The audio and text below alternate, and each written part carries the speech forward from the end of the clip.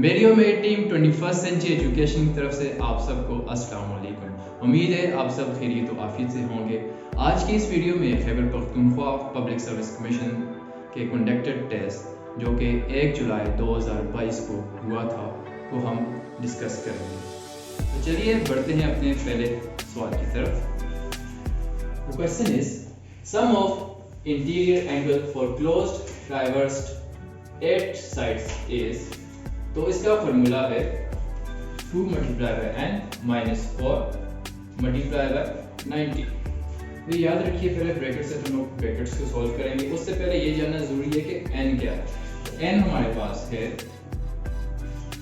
Number of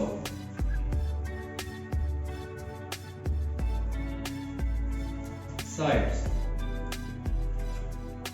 तो हमारे पास number of sides कितनी दी हुई है? 8 दी हुई है। तो फॉर्मूला में हम नंबर ऑफ साइड्स पुट करेंगे तो आगे सिंपल मेथड है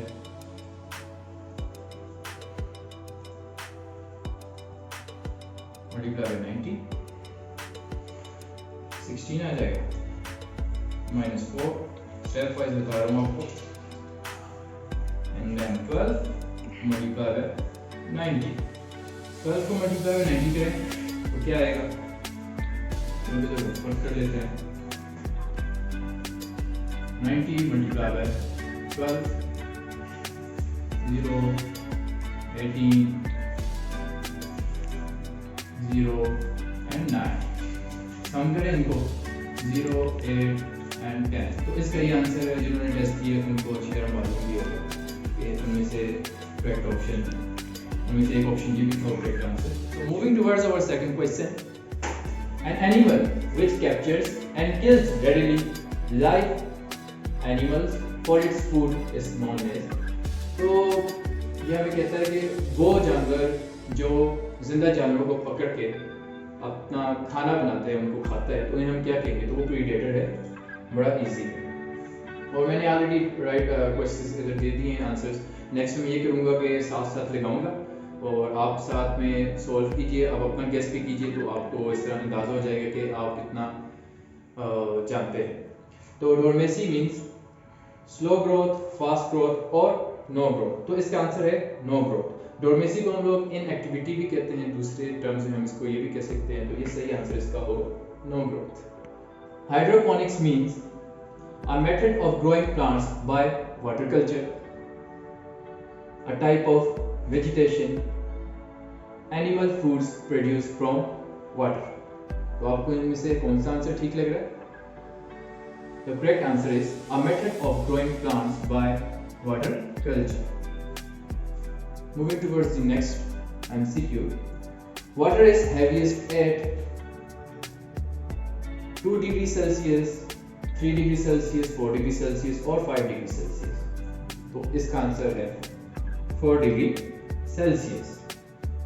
The biotic components of the ecosystem are producers, consumers, decomposers, all of these। तो इसका आंसर है ये सभी biotic components हैं, ये सभी alive हैं, ये जिंदा है। ये abiotic components नहीं, ये सब जिंदा है। तो 7th हमारे पास है self-nourishing plants are called as autotrophs, heterotrophs, herbs और प्लैंक्टन्स। तो इसका आंसर है autotrophs. Autotrophs from the word auto, हमें पता लग रहा है कि ये अपना खाना खुद बनाता है। कंज्यूमर एनिमल्स में also be carnivores, omnivores, scavengers और हर्बीवोर्स। तो इसका करेक्ट आंसर है हर्बीवोर्स। सबसे पहले हमें ये समझने की जरूरत है कि प्राइमरी कंज्यूमर कौन से होते हैं। प्राइमरी कंज्यूमर्स वो होते हैं जो कि सबसे पहले हमारे इकोसिस्टम में फीड करते हैं। तो सबसे पहले फीड करने वाले एनिमल्स में कौन से जानवर आते हैं? आपको पता है डीर आता है, ज़ेब्रा आता है, आपके पास जिराफ आता है। तो ये सब हमारे पास होते हैं हर्बीवोर्स। और बाकी डोमेस्टिक एनिमल्स में आप काऊ ले लें, गोट ले लें, ठीक है। तो ये हर्बीवोर होगा जो कि सबसे पहले फीड करते हैं। Moving towards the next question, the decomposition of dead bodies of animals and plants is brought about, animals और प्लांट्स की डेड बॉडी की डिकम्पोजिशन कौन लेके आता है, उसके लिए कौन सी टर्म्स होती है? क्या वो पैरासाइट्स होते हैं, क्या वो स्कैवेंजर्स, क्या वो सेप्रोफाइट्स, क्या वो ब्रायोफाइट्स? तो डिकम्पोजर्स के लिए जो दूसरी टर्म हमारे पास यूज होती है वो है saprophytes. The example of decomposers of the ecosystem are viruses, bacteria, fungi and bacteria. The correct answer is, आप अपना गेस कीजिए. फंजा एंड बैक्टीरिया बहुत ही होते हैं, बड़ा इजी है. The 11th one is the tropical rainforest occur in.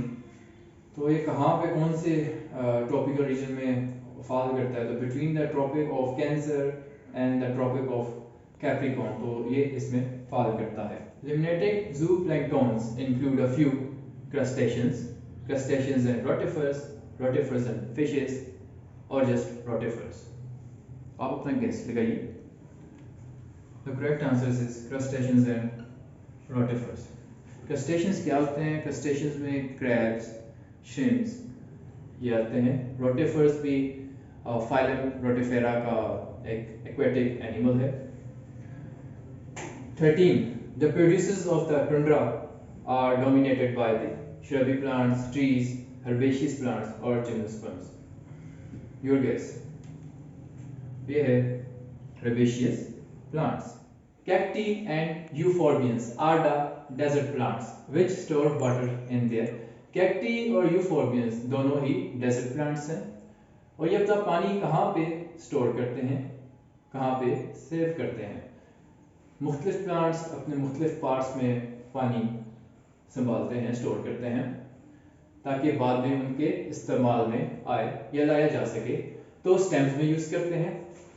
Guys, मैं आपको बताता चलूँ कि टाइम की कमी की वजह से वीडियो बहुत ज़्यादा लंबी हो रही है और टाइम भी कम है, तो उस वजह से अब मैं जस्ट आंसर्स लिखूँगा, वरना वीडियो बहुत ज़्यादा लंबी हो जाएगी. So let's discuss only answers. Okay, so the 15th number,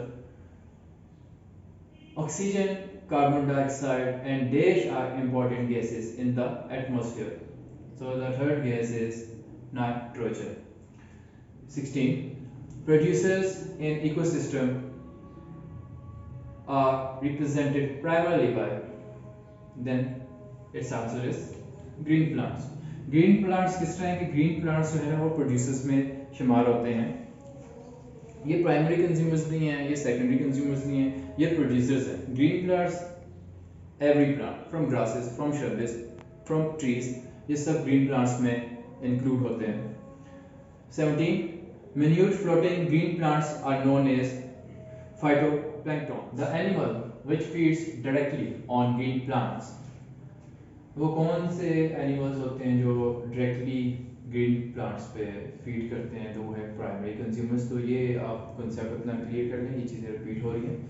19 है, a unit made up of all the living and non-living components of the particular area that interact and exchange materials with each other is known as ecosystem. ये ecosystem की definition है. क्या कहते हैं?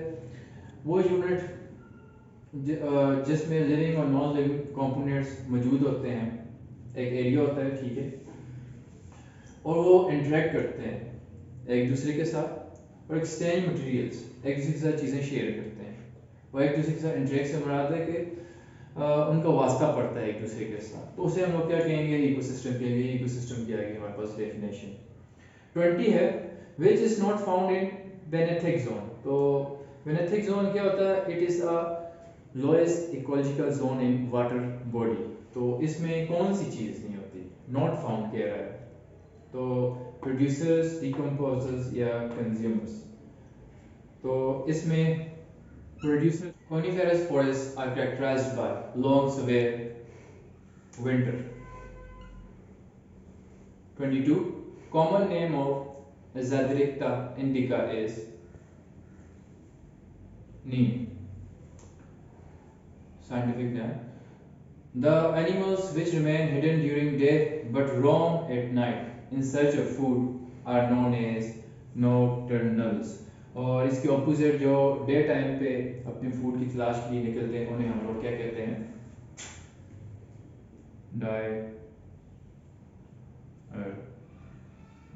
Mutualism is a type of, तो mutualism किसकी type है? Symbiosis की। सिम्बियोसिस की और कौन कौन सी टाइप्स होती हैं? कमेंसलिज्म, पैरासिटिज्म और म्यूचुअलिज्म इसी तरह सिम्बियोसिस की टाइप है। 25 the plants which live as parasites are, वो प्लांट्स जो पैरासाइट की सूरत में रहते हैं उन्हें हम लोग क्या कहते हैं? फाइटोपैरासाइट्स। 26 है certain bacteria living in the gut of the cow helps digest, तो काऊ के गट में सर्टन बैक्टीरिया रहते हैं, तो वो उसकी डाइजेशन में किस चीज़ में मदद करते हैं? तो वो सेलुलोज की डाइजेशन में मदद करते हैं। Xylem tissue of broad leaf trees consist of, broad leaf trees के xylem tissues vessels and fibres से मिलके बने होते हैं।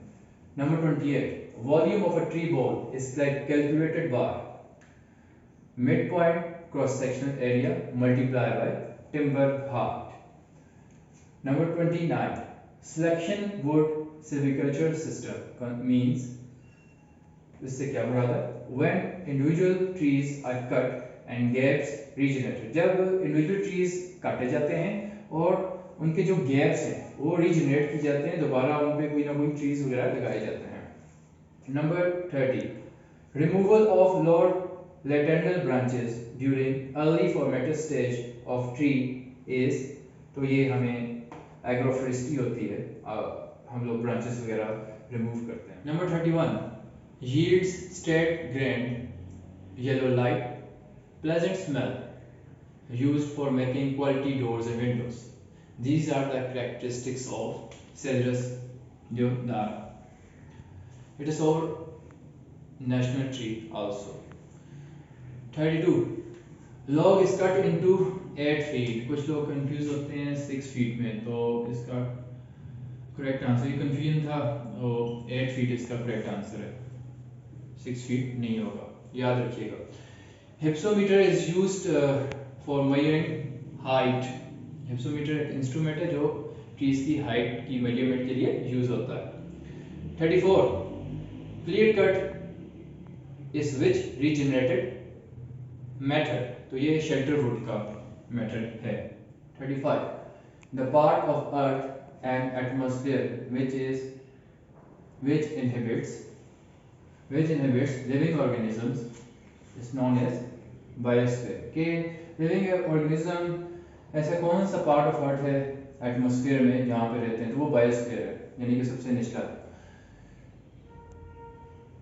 grasslands in tropics having clumps of woody trees, तो सवाना में clumps of woody trees होते हैं, किसके? ग्रासलैंड्स के। तो clumps of woody trees से क्या मुराद है कि बहुत सारे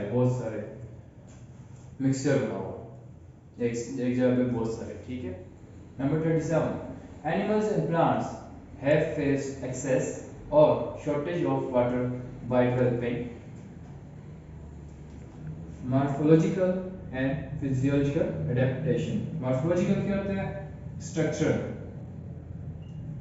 आउटर जो उनका स्ट्रक्चर चेंजेस होती है, और फिजियोलॉजी जो उनका इनर में अंदर के जो सारे फंक्शंस होते हैं उन्हें हम लोग कह सकते हैं कि वो इसकी physiological change. In an ecosystem the plants and animals associate temporarily और permanently with organism belongs to different species, के इकोसिस्टम के अंदर प्लांट्स और एनिमल्स एसोसिएट एक दूसरे के साथ रहते हैं, ठीक है, इनका ताल्लुक होता है। टेम्पररी कुछ अरसे के लिए, परमानेंटली हमेशा के लिए, with organism belongs to different, किसके साथ? मुख्तलिफ स्पीशीज। नंबर 39 बॉर्न चैलेंज के मुतालिक था एक क्वेश्चन कि बाय 2020 बॉर्न चैलेंज में कितने मिलियंस हेक्टेयर एरिया कवर करना है, क्या कवर करना है, प्लांटेशन करनी है, कहाँ पे? डिफॉरेस्टेटेड लैंड पे, तो वो था 150 मिलियन, इसका सही आंसर है। और बॉर्न चैलेंज के मतलब कुछ दो एक्स्ट्रा पॉइंट्स बताता चलूँ, ये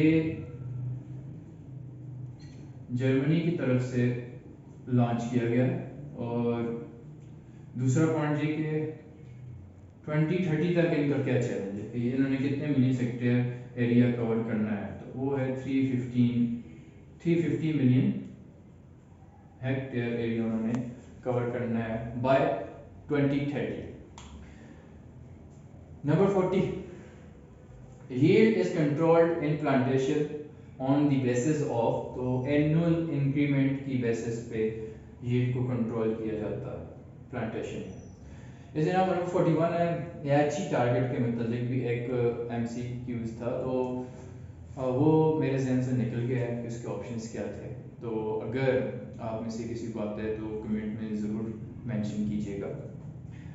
इसके अलावा जो बाकी के MCQs बच के हैं, आई थिंक सो 4, तो वो भी अगर आपको याद है तो आप ज़रूर उसके आंसर लिख लें, उसके विद क्वेश्चन आप आंसर मेंशन करें। उम्मीद है आपको मेरी एफर्ट पसंद आई होगी। इस वीडियो को अपने फ्रेंड्स के साथ ज़रूर शेयर करें, लाइक करें और इस चैनल को सब्सक्राइब करें। मज़ीद पास्ट पेपर्स और करंटली हेल्ड अपकमिंग पेपर्स इस चैनल पे अपलोड किए जाएंगे। इसके अलावा इस चैनल पे मुख्तलिफ फील्ड से रिलेटेड टॉपिक्स भी अपलोड किए जाएंगे जो आपकी एजुकेशन में बड़ा ही असर डालेंगे, एक वास्ट कंट्रीब्यूशन होगी। मेरी फजल महमूद खान की तरफ से आप सबको अल्लाह हाफिज़।